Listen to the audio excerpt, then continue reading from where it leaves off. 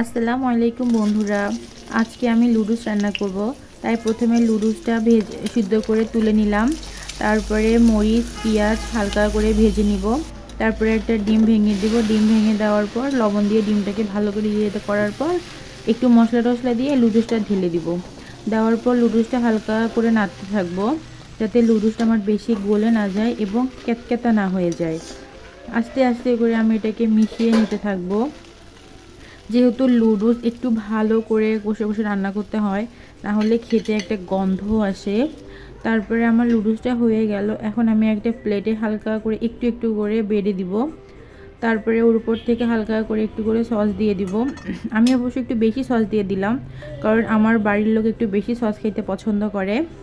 তারপরে দেখেন কত লোভনীয় লাগতেছে আমার লুডুস রান্নাটা। যে এতটা লোভনীয় ততটা অবশ্য খেতে অনেক ইয়াম্মি হয়েছে। যদি আপনারা খাইতেন তাহলে বুঝতে পারতেন।